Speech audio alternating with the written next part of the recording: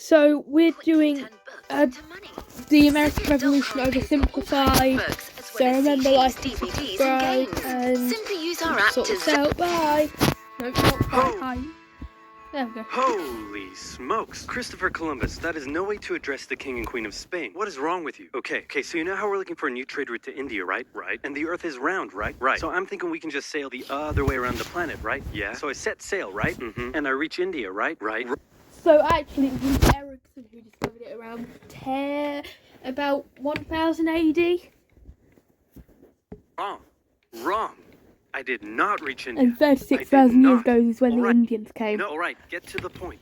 Did you know there's a whole nother freaking continent out there? Okay, and you think I should care about this? Why? Oh, I'm sorry, did I forget to mention there's gold everywhere? Yeah, so the Spanish were quite famous for their love of gold. And as well, you have to remember, I love oversimplified videos because they give the background as well as the foreground. Columbus landed in Central America in October 1492, and he called it the West Indies because he thought it was India. Time of his life. And by that I mean he went on a huge theft and murder spree. He stole gold, jewelry, people, and a hammock. And then he returned to show off all of his riches, including a few previously undiscovered items such as tobacco, the pineapple, turkeys, and a hammock. Now I know what you're thinking, but oversimplified, Columbus didn't discover America, the Vikings did. And you'd be partially right. In the 11th century, Leif Erikson was the first European to land in America. But hey, if you love Vikings so much, then why don't you check out their sponsor? A sponsor. Vikings War of I love their sponsors, the famous strategy and RPG games of the 90s like Age of Empires and Civilization. Do you like building cities, collecting resources, training armies, joining a clan and going to war? Then my friends, Vikings War of Clans is for you. And what makes its world so addictive is that more than 20 million online players are constantly changing the way the game evolves by never-ending fighting over resources, forging new alliances, and competing in live events. Support my channel by downloading Vikings for free. These sort of games, it's hard to get into the later get the special bonus of games 200 gold coins and a protective shield. Don't forget to look me up and join my Vikings clan under my nickname, Oversimplified. Now, where was I? Oh yeah, Columbus, time of his life, hammock. And suddenly the race was on to explore and conquer the new world. After a couple centuries of war, that's the Habsburg dynasty flag of Spain at the time. Natives. So you have the Dutch, the British, and the French. And each other, the European powers had claimed quite a lot of land, including this area, which both the English and the French claimed as theirs. One day the French said, I'm going to build some forts along here. And the English were like, could you not? And the French said, sorry, but no, I could not. And they went ahead and built their forts, which pissed off the English. So they sent an up-and-coming British lieutenant colonel by the name of George Washington with a combined force of British troops and Native Americans. After a short battle, the French commander said, all right. So the Native Americans and the British at the time actually had an agreement saying anything east of the Appalachian Mountains, west of the Appalachian Mountains is the Native Americans. All right, we surrender. Okay, boys, pack it up. There's surrender. Oh, sorry, was I not meant to split his head open with a tomahawk? Don't worry, it's not like this will start a 7-year-long major global conflict. And what happened? Well, 9 years long, and I counted the First World War. Like, proper First World War. Next was a 7-year-long major global conflict, which Great Britain won. At the peace negotiations, Spain gave up Florida, while France gave up all of its territories in North America. Yep. But Britain's victory came at a cost, a £60 million cost. They were now broke, in a lot of debt, and had to come up with some way to repay it. So they went to the colonies and said, okay, listen up. So a huge part... So yeah, this is exactly why I think the American Revolution shouldn't have happened. You know, we helped them, and therefore they did not help us in return. Part of the war was spent protecting you from the French, and now we have no money because of it. So... I'm not sure what you're saying here. Okay, so we spent a lot of money protecting you from the French, right? Right. And now we're broke. That certainly is a pickle. Listen to me. We spent all of our money protecting you, and now we need money. Taxes. Can you please pay us back some money? No. No. Okay, we're just going to go ahead and tax you. Yeah. In 1764, Britain introduced the Sugar Act, forcing the colonists to import sugar and molasses exclusively from the British and to pay duties on them. Then a year later, they introduced the extremely controversial Stamp Act, and it worked a little... The Stamp Act was kind of our fault. I don't think it should have happened. But, you know, we were desperate for money and we helped them. something like this. Hello, shopkeep. Hello, Mr. Bungleberry. Here's the deed for your new shack. Stamp. That'll be 3 pence, please. Wait, what was that? It's the new tax. I get a stamp on any paper or documentation I make, and you have to pay for it. Would you like to see this pamphlet that explains everything? Yes, Yes, please. Okay. Stamp. 2 pence, please. Not to This is awful. You know what? Just Yeah, give me a use deck of British cards so I pounds. can go gamble my pain away. Okay. No, that also inflicts the Stamp Act. Don't do it. Stamp. Obviously, the colonists were like, hey, my dudes, this new tax legislation right here, this is BS. Until now, Well, actually, it's kind of not, seen as we helped you. You know. they had enjoyed relative freedom to rule themselves, and now suddenly Britain was asserting its control. They were especially unhappy because they didn't have any representatives in the parliament. Again, that also didn't help because British couldn't see what their colonies were wanting. Was levying taxes on them. So they protested. Orators gave fiery speeches. British goods were boycotted, and anyone loyal to the British found themselves increasingly harassed. The whole thing actually began to take quite a toll on British business. And in fact, we were more economically strained because of the taxes than we were before. Just a couple years, the British were forced to repeal the Stamp Act. But we still desperately need money. What should we do? We could try taxing the colonies. Great idea. Wait, didn't we literally just try that and it failed miserably? Man, look at me. I look fabulous. Have you ever seen such a handsome boy? No siree, Georgie. Yeah, this no way. just... You're the handsomest, absolutely smartest, most himself. popular king that ever lived, and everybody likes you. You're doing such a good job. Your Majesty? Oh, you're still here.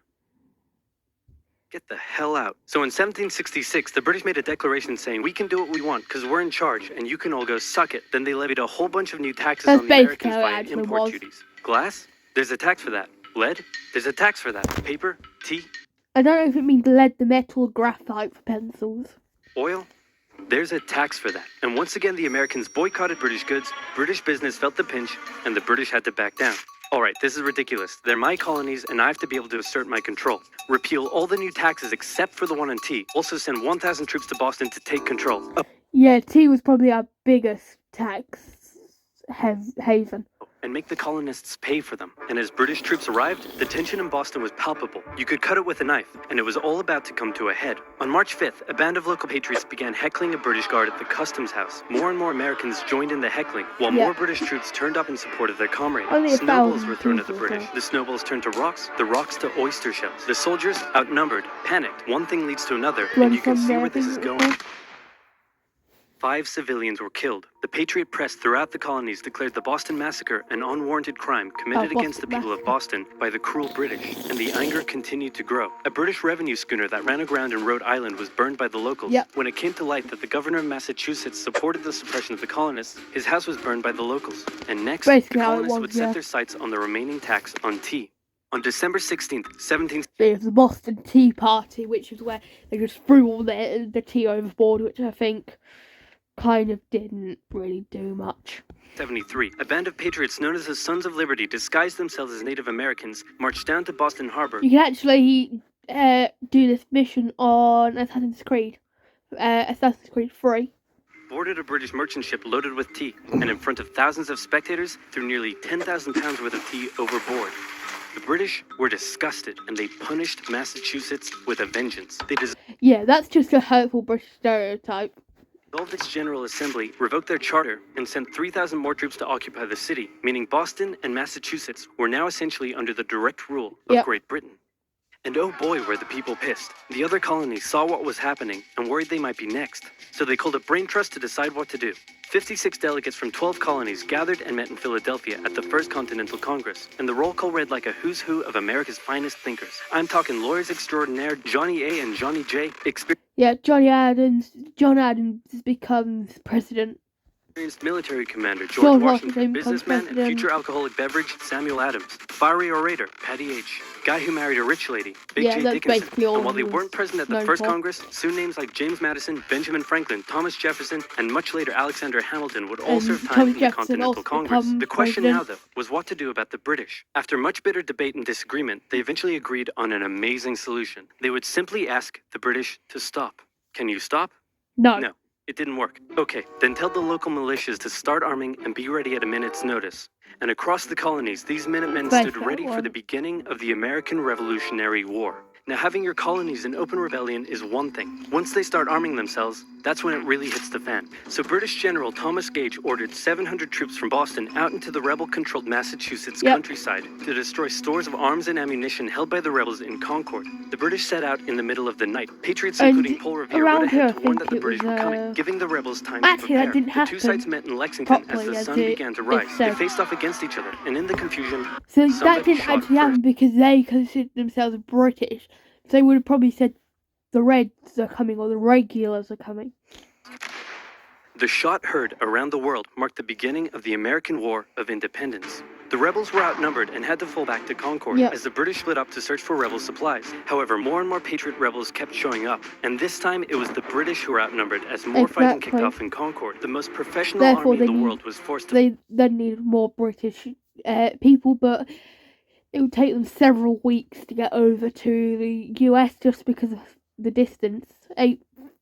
6,000 miles, I'd like to say. Flee back to Boston at the hands of local, poorly trained militiamen. And all along the British route back to Boston, Patriot rebels continued to gather and open fire on the retreating British. When the British reached Boston, the rebel militias surrounded them. Boston and the British were now under siege as small land and naval skirmishes continued around the city. And the British would suffer another embarrassing blow, this time in upstate New York. Colonel Benedict Arnold concocted a plan to take the British stronghold Fort Ticonderoga, which held a large amount of guns and ammunition. He set off towards the fort alone. It's like when the French Revolution happened. They went to the Bastille, they're going to Ticonderoga.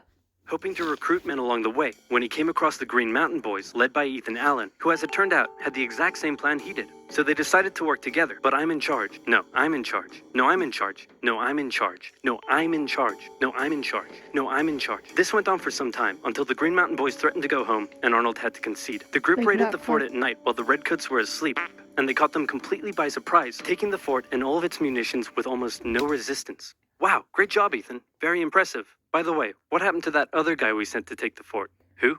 Benedict Arnold. Who's Never that? heard of him. Ouch. What the fuck? Nobody knew what was going on. Yeah, that was kind the of his colonies were in open reaction. rebellion, and for now, they even seem to be winning. So King George fired General Gage, replaced him with General William Howe, and ordered the rebellion to be put down immediately. Okay, the British are definitely going to retaliate for all of this, so we should probably put together a proper army. First, we need to pick a commander-in-chief, and I think we can all agree that that George Washington, because he kept on coming in a military uniform. job should go to the man, the myth, the legend, George Washington. My friends, I am humbled and honored that you would consider me for such an important This role. is the actual speech that he reportedly said. Did not expect for this. All right, you've been showing up in a military uniform every day for the last 10 months. We all know you wanted this, so cut the crap, George. Dude. Yep. Uncool. So Washington began his journey up to Boston to take command of the newly established Continental Army, just as the British made their first major attempt to break the siege. They made plans to take the high ground on Bunker Hill, but spies warned the You have to see that it still has the British watermark on it, but has the US stripes. Continentals of the British plans, so they fortified Bunker Hill and set up defensive positions on nearby Breed's Hill. The day of the battle came, and as the British advanced, a barrage of Continental gunfire was opened up on them. Twice they tried to climb the hill, twice they were pushed back. The battle lasted 3 hours. This is like the Battle of Hastings, because they were on a hill, they couldn't really be attacked easily. Until the Continentals finally ran out of ammunition and had to retreat, allowing the British to take the hill. While technically a British victory, they suffered nearly 1,000 casualties to the Continentals' 400. The colonists showed the British that this wasn't just a rebellion, it was war, and they were ready for it. But one thing they weren't sure about was why they were fighting. While some radicals were starting to throw around the I word, most hoped to eventually repair their relationship with Great Britain. So they sent a letter to King George saying, "Hey man, looks like things aren't going your way. Remove the taxes and let's be friends. I'm gonna kick your ass." Send that to the colonies. Your Majesty, your handwriting is terrible. Are you sure? Just do it. What does it say? He's gonna lick my...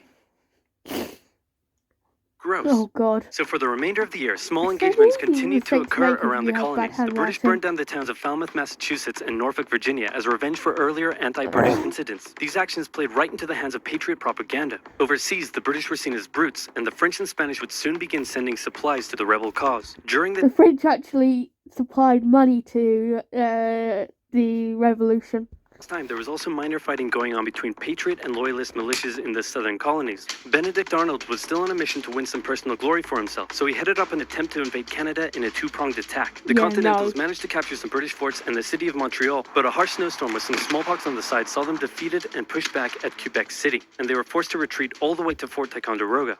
Speaking of which, remember all those guns and ammunition? Well, this guy's got a plan for what to do with them. He uses oxen to drag 120,000 pounds of artillery for 2 months through the harsh winter, 300 miles all the way to Washington and his Continental Army surrounding Boston. And again, you can also see this again in Assassin's Creed 3. Boom. Washington's got himself some big guns, which is fortunate because up until now his army had been suffering through the cold winter, not knowing when the siege would end. Now, they could make a move. Washington wanted to launch a full assault on the city, but his junior officers felt the British were too five-prong attack straight into the heart of Boston. fortified, and to his credit, Washington was great at hearing and taking on board the ideas of others. Instead, the Continentals worked through the night, setting the guns up on Dorchester Heights, overlooking the city, and when dawn broke and the British saw the guns, they knew they were toast. Their positions were completely exposed. It was checkmate. They had no choice but to abandon the city. 120 ships carried 9,000 redcoats and 2,000 loyalists away to an unknown fate, and Washington had his first victory of the war. Washington then moved his army to New York, knowing that when the British returned, they would probably land there. In the meantime, a friendly-looking old man by the name of Thomas Paine had written and published a pamphlet called Common Sense, in which he advocated for total independence from Great Britain. It spread across the colonies like wildfire. It wasn't really that harsh to the British. And to this day remains the best-selling title in America. It was read aloud in taverns and meeting halls and brought the idea of independence into the mainstream. Congress began to seriously consider the idea. Thomas Jefferson was selected to write up an official Declaration of Independence, and he went hard, writing that all men are created equal, with certain inalienable Even though he was a slave owner. rights, including life, liberty, and the pursuit of happiness. Of course, Jefferson had over 100 slaves, but we don't have to talk about that. On the 2nd of July, Congress voted unanimously in favor of independence, and John Adams declared that the second... Yeah, in fact, it wasn't John Adams, I don't think. I think it was actually Thomas Jefferson who declared that July the 2nd would be it. But not everyone signed it until the 4th of August. July would go down as the most remembered day in American history. Then a couple days later, independence actually came into effect. The United States of America was born. There was no turning back now. The Americans tore down a statue of King George in New York and melted him down into 42,000 musket balls. To the British, it was treason. And if the king had his way, Washington and all of Congress would be hung. Speaking of the British, guess who's back? The king sent an intimidating force of 130 warships and 25,000 men to New York. Washington knew that taking on the most powerful military in the world wouldn't be easy. The British set up camp on Staten Island as the Americans dug into defensive positions around Brooklyn Heights, waiting for an attack to come. But the British just waited, wearing down their opponent's nerve while building their own strength. At one point, they launched a big scary artillery barrage and then said, you know, if I was you right now, I'd probably sue for peace. But Washington told them to shove it. The Americans kept holding out for what was coming, and when they finally hit, they hit hard. Another thing was, if they found in the battle that they couldn't win, then they just retreated and the British would try and follow them, which kind of wore down their morale. 15,000 British troops approached the American position, and the two sides fired on each other in massive rows. But what the Americans didn't realize was they were only fighting a decoy. The main British force was going around to flank the Americans from behind, and when they arrived, they inflicted heavy casualties. The Americans panicked and retreated back to Brooklyn Heights, where they was actually almost killed in that battle. Found themselves trapped between the British army and the river. It looked as though the war was already lost, but luckily, instead of attacking, the British decided to dig in for a siege, and then a thick fog set in, allowing Washington's army to escape across the river unimpeded. The British continued to chase and engage the Americans up Manhattan, and the Americans suffered defeat after defeat after defeat. It was a disaster. Washington's leadership was called into question, as thousands of American POWs were left to rot as traitors. Washington's army fled through New Jersey all the way down to Pennsylvania. Rarely had an army been so badly beaten, yet survived to fight another day.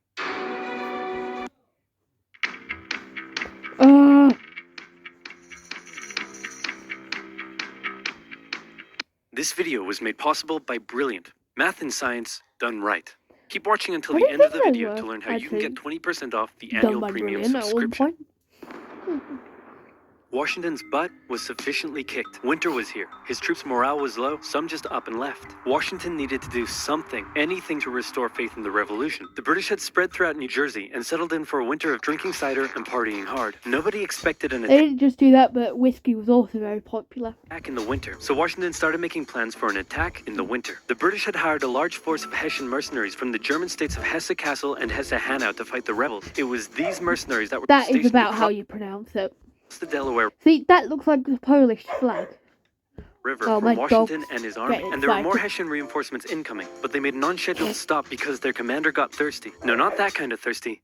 That kind of thirsty. It was Oh, Christmas Eve with a blizzard outside when Washington heard the Hessian defenses were down, and he decided to attack. He made a perilous crossing of the icy Delaware River with 2,400 men and marched 9 miles to Trenton, where he caught the Hessian forces completely off guard. After a short but fierce battle, the Hessians surrendered The in original droves. It was a idea was much-needed actually to victory go behind them.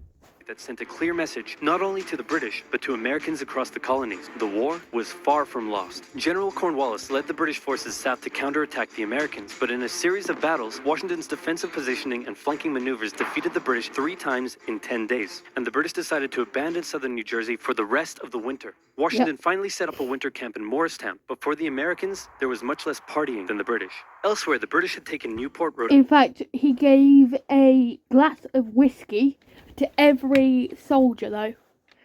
Island because it was a good naval base. In the south, they failed to take Charleston, South Carolina, which left British loyalists unsupported and vulnerable to more harassment and even mass expulsion. Congress sent Benjamin Franklin to France on a mission to convince them to join the war, and while the French generally loved any opportunity to hoodwink the Brits, they didn't want to join unless it was a sure win. So for now, Franklin spent his days chilling out and chasing tail. The British Parliament couldn't believe the war wasn't over yet, and the pressure was on to end it. So the British came up with a plan. General Burgoyne in Montreal and General William Howe in New York would advance through the Hudson Valley and meet in the middle, splitting the colonies in two, and thus screwing over the American communication line. And then taking over one area, then the other.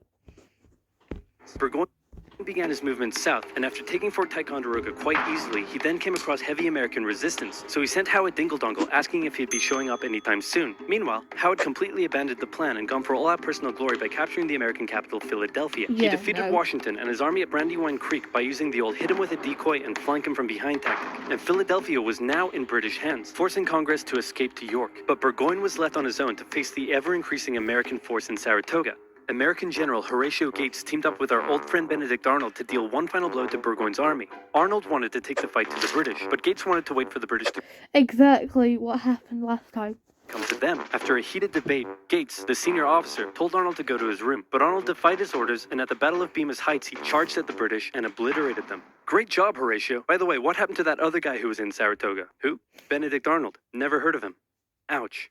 And that's Hey, what I said George? before. Didn't I do a great job? You're Taking Philadelphia fired. and all?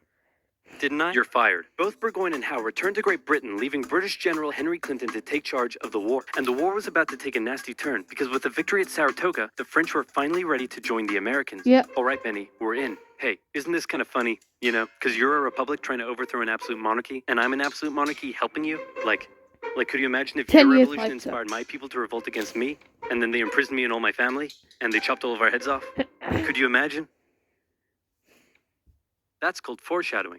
For now in America, winter was here once 2027, again, no. which meant yet more disease, more starvation, and even a little mutiny. After losing Philadelphia, Washington's job was again on the line. But suddenly, a Prussian guy with a very fancy name, hired by Benjamin Franklin, Oh, showed God, up out of that's nowhere and said, "Hey, I'm here to give your men a European military training." And train them he did. They learned how to shoot accurately, how to march in formation, where to poop and where not to, and strict punishments were handed out to any who didn't comply. Washington's army came out of the winter in 1778 a new and improved force, ready to take Philadelphia back from the British. In the end, though, they didn't have to. With the Nope. French entry into the war, the British ordered General Clinton to evacuate Philadelphia and consolidate all of the British forces in New York. So Washington sent Benedict Arnold to reoccupy and secure the city as he pursued the British through New Jersey on land, Exactly. eventually finding a good opportunity to attack at Monmouth Courthouse. The battle took place on a sweltering hot summer's day, and as many soldiers them died liked from it. heat stroke as they did from battle. In the end, after some incompetence/borderline treason from Washington's second-in-command, it was a draw. And in this war, a draw is kind of a victory for the Americans.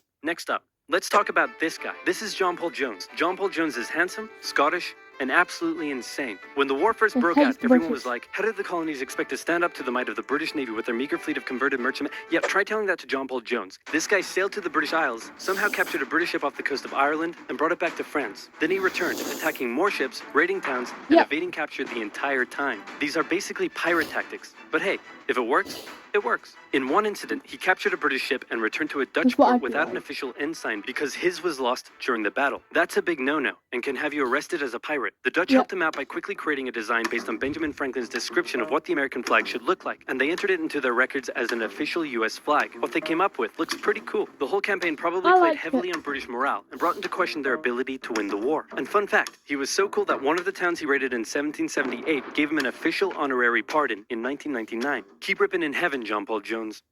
You're an angel now. What the Continental Navy was lacking in resources, though, the French entry into the war made up for. The French began with naval skirmishes in the English Channel, and they sent a large fleet to America, Yeah, they weren't really skirmishes, they were full-on wars. although it sustained a lot of damage in a storm off Rhode Island. The Americans were hoping for a bigger commitment from the French, so John Adams went to France to help Benjamin Franklin continue negotiations. Oh good, you're finally here. Check this out.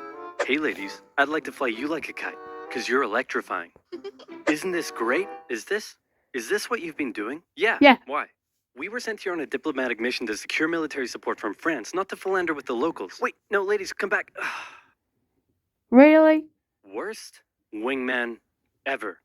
But the Americans would Not get some more saying help. The something. Dutch provided aid, although they never formed an official alliance. More significantly, though, the Spanish, who had The already Dut- been providing aid, The Dutch kind of held both. It was weird.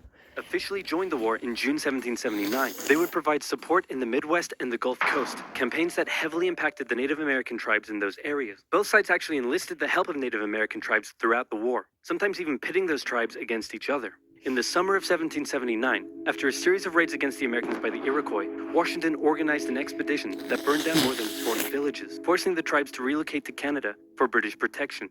And another group that shouldn't go unmentioned were African Americans, Yes. both free and enslaved. They joined both sides of the war, hoping to gain their freedom. But afterwards, many were simply returned to slavery, particularly those who had fought for the Americans. Despite owning slaves himself, Jefferson had written a condemnation of slavery in the Declaration of Exactly, Independence. that's But the out of fear problem. of offending the southern colonies, this was removed from the final draft. For the same reason, the American Army stopped enlisting African American men in 1775, a policy that Washington, a slave owner himself, supported. But they He were loved forced to that. reverse the policy after the British promised freedom to any slaves who joined them. In general, you stood a better chance of gaining freedom if you fought for the British. However, Yep. even those that left with the British after the war suffered mistreatment and discrimination in their new lives outside of America. Our good friend Benedict Arnold is now in charge of Philadelphia, having a good time, partying down with, and even marrying a member of the Philadelphia elite. The same elite that had partied down with the British when they controlled the city. And suddenly, the people of Philadelphia, including the state governor, Hated started Benedict accusing Arnold of Arnold. having pro-British sentiments. To keep the people happy, Washington wrote a letter rebuking Arnold, calling his conduct imprudent and improper, and that was too many ouchies for Benedict Arnold to handle. think He he asked Washington to died. put him in charge of the fort at West Point. Then he contacted the British, offering to hand the plans of the fort over to them and join their side. Our good friend Benedict Arnold is our good friend no more. Luckily, the treasonous plans were discovered on a captured British officer, but Arnold managed to escape before he was arrested. As a Exactly. British brigadier general, he would go on And to that- lead raids against Americans. Is why you don't City- annoy your best person in charge of your army.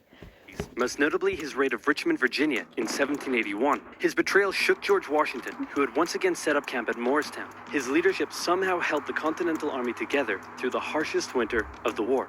We're entering 1780, and Parliament was hopping mad that the war still wasn't over. The British debt was soaring, and despite taking parts of Massachusetts in late 1779, the North was in a stalemate, so the British decided to make a major shift in strategy to the south, an economically Yep. rich area with a higher level of support for the British, or so the British thought. A year earlier, they had captured the underdefended city of Savannah, Georgia easily, and a joint American-French counter-siege failed. Now, they laid siege to Charleston, South In Carolina. fact, It it fell wasn't within really months, that with thousands of difficult for American the British because they were also much more slaves, and they wouldn't be employed, and that made up a lot of the population. surrendering to the British, a costly defeat.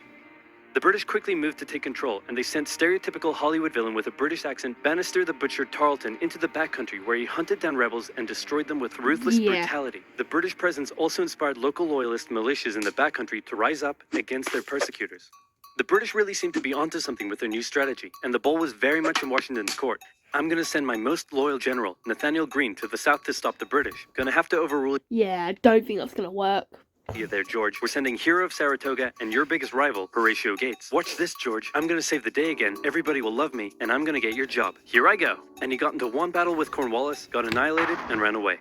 Alrighty, let's go with your guy. Nathaniel Greene knew the British outnumbered his own forces and wouldn't be defeated with conventional tactics, so he had to think outside the box. He split his army into two, said, "Hey big boy, look at me," and then they went running in two different directions. Cornwallis sent Tarleton after Morgan, and he caught up with him at Cowpens, where Morgan proceeded to kick Tarleton's butt. Then the two led Cornwallis on a wild chase through North Carolina, his bigger and better equipped army much heavier and slower than Greene's quick and mobile troops. Greene led Cornwallis And that is also how Napoleon won a lot of land.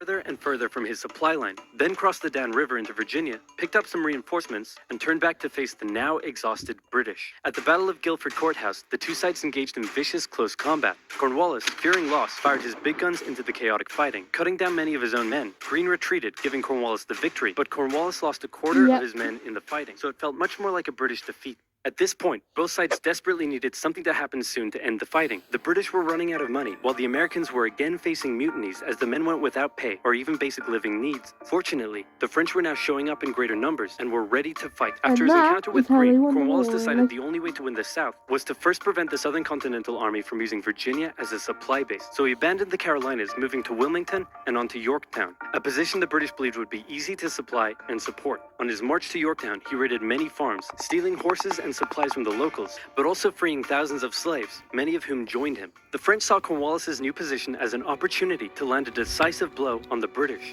Washington wanted to attack Clinton in New York, but the French said it was a really dumb idea. And to be fair, it was. Instead, Washington sent out fake dispatches to make it look like they would attack Clinton, but secretly their combined force marched all the way down to Virginia. A large French fleet under the command of Comte de Grasse arrived and successfully cleared the British Navy out of the Chesapeake Bay. The combined land and naval forces then laid siege to Cornwallis's army in Yorktown.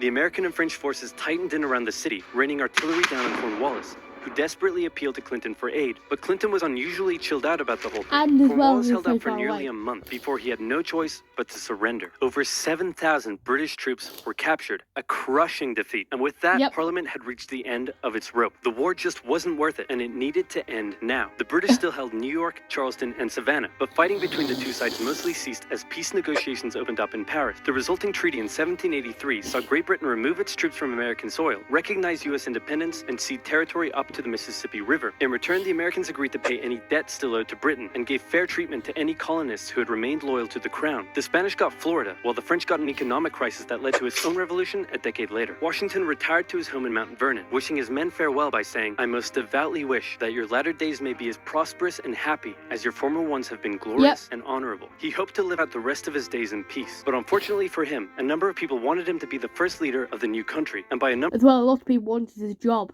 of people, I mean literally everyone. The first election campaign in American history was basically a grassroots effort to convince Washington to accept the office. He was sworn in on April 30th, 1789. One of the ideas was for him to be King George. And he himself established many of the standards and limitations of what the American leader should be. First of all, there was debate on what he should be called. Is he a king? Is he our glorious leader? In the end, they went for a word that at the time was pretty modest.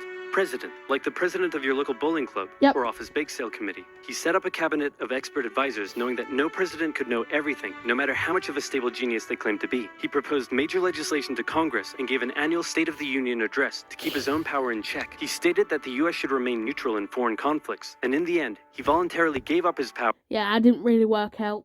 After just 2 terms. He could have made the presidency anything he wanted, but his careful and cautious actions helped set the precedent of an office that is powerful in its limitations, decisive through its diplomacy, and respected in its humility. And so the United States was born, and everything was perfect. It had no problems, not a single one. Certainly nothing that would, cause such an extreme divide that it would lead to a civil war. Slavery. Anyway, moving on. Quick quiz. Name the most American thing you can think of. Baseball? Bald eagles? Anyway, that's the end of the video, so remember, like and subscribe, and bye.